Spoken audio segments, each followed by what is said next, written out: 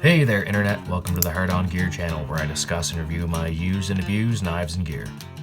The Gerber Dime, the #1 competitor for my beloved Squirt PS4, which people tend to love or hate.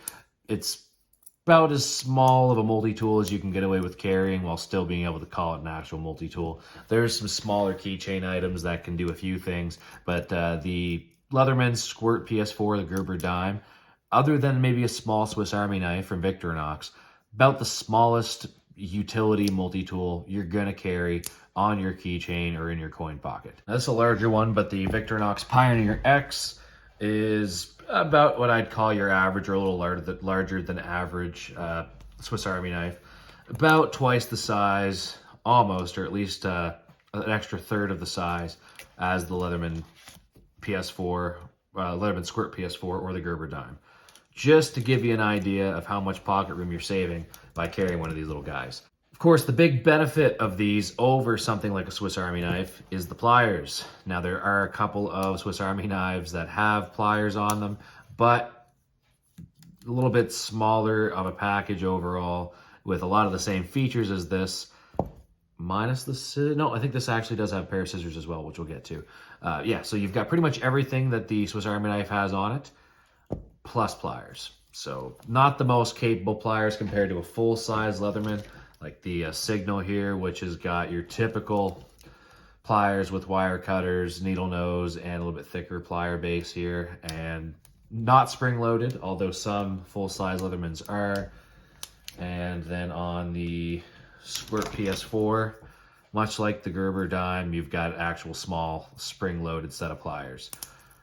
One thing I'll say, I noticed right off the bat when I first used this is the spring on this has got a lot more pop to it than the PS4. Still spring loaded. You can see the spring is essentially that little metal plate there that kind of has a lot of tension as you press. I'm obviously super mechanical. You hear my technical speech, but you can see the spring working and doing spring stuff, right? Great. So a little pair of wire cutters in there as well.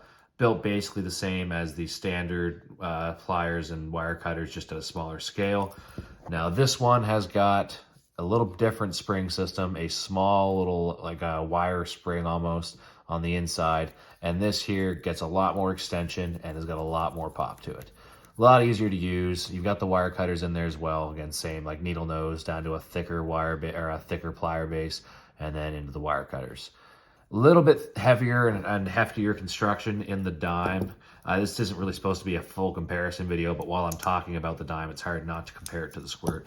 So we'll do a full comparison video of this at some point here.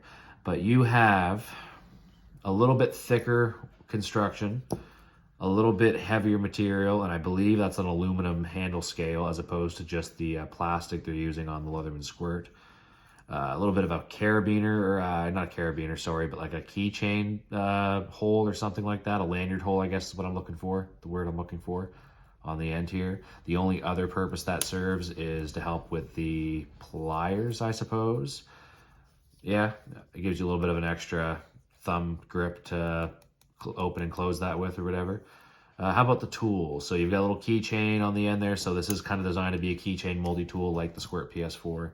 And there's also the Leatherman Micra and the Squirt ES4, which is an electrician mini multi-tool. And it's just got some different gauge wire strippers on it. This has on the outside I don't actually know what the hell this is. It's like a flathead screwdriver on the outside. You've got a little like wire stripper, I'm assuming. That on the other side, scissors. Yeah, you got the scissors on this side. So another little small spring-loaded set of scissors. Pretty decent, about the same as what you'll get on the Squirt. The Squirts might be just a touch better. Let's just haul these out for a second. Yeah, so essentially the same. They are positioned almost the same. You know what? Still, there's a better spring in the Gerber. This is newer and used less. And I have used these scissors a decent amount, so they're probably a little bit less springy than when I first got them. But yeah, impressed with the Dime actually so far. So we'll put those scissors away and talk about one thing I'm not impressed with, which is the blade on this thing. This thing needs to be sharpened so bad, but same as my, geez. All right, that was a process. Yeah, my Gerber Ghost Strike, which is one of the only other modern Gerbers, if not the only other modern era Gerber knife that I have. And that Ghost Strike I still haven't touched it up, actually. It came not dull, but not terribly sharp. I did strop that up a little bit because it was definitely duller than that when I first got it. But this here, I don't even think this could cut paper right now. It is... yeah, it's biting a little bit, but we're talking about some pretty dull shit here. A very, very, very dull factory edge. This is a 420 HC, like I think pretty much all Gerber stuff, same as Leatherman, same as VICTORINOX, same as Buck. Other side of that knife, you have flathead screwdriver, pretty flathead screwdriver, pretty long one, and 2D Phillips with a little bit of a file on both sides. And that pretty much spells out everything that this tool has on it. So not bad for the price of around $40 Canadian, about the same as you'll get the PS4 Squirt for. I'll say one more time that I am surprised at how much heftier this is than the Squirt PS4. I've had this bouncing around in my pocket for quite a bit while I was on course here. We weren't allowed to have any knives on us, but then eventually we kind of got the clear sort of that we were allowed towards the end of course. So limited options in the store we had access to, but I did decide to pick one of these up only because it is so popular and it would give me a good comparison for this. Much as far as the knife goes, I have not used the knife on this yet, nor do I really plan to. It's a different shape, bit of a weird like sheep's foot.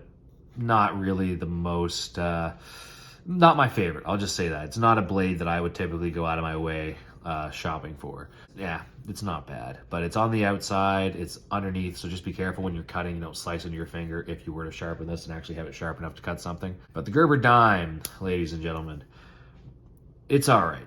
There's only so much use for these. I wanted to carry this on me for the pliers, to have a small set of pliers on me. To be honest, I almost never use them. When I have a full size set of pliers on a multi-tool like that, I'm a lot more apt to do so. But the small ones, there is a limitation. With these being a little more rugged, maybe I can get away with twisting a little bit more where I felt like I might break this thing. We'll let you know if I ever do get the chance to use this more, and then eventually I'll do a full review and most likely a full comparison between these two Keychain multi-tools. So keep an eye out for that in the future. If you're more into Swiss Army knives, I did do an unboxing overview video of this when I first got it, because I've been carrying this on me a lot the last 6 months or however long I've had this. Or if you're a little more into full-size Leathermans, there is this here, the Leatherman Signal. I did an unboxing video of my dad's Leatherman Wave Plus that I got him for Christmas. And then I've just recently, if it's been released yet, I got the Leatherman Mutt for work now that I'm working around AR-15 model rifles, which gives me the reason to go check this thing out, which is a very specific purpose-driven Leatherman tool for working on AR platform rifles. So yeah, feel free to check out the overviews for those videos. Hit a like on this video if you don't mind helping the channel out, and feel free to check out the rest of what the Hog channel has to offer up by hitting that badge over here on the top left. Check out the Tuesday Hog polls every week, Tuesday morning. That is it for this one. Thanks for tuning in. This is the Hard On Gear channel signing off.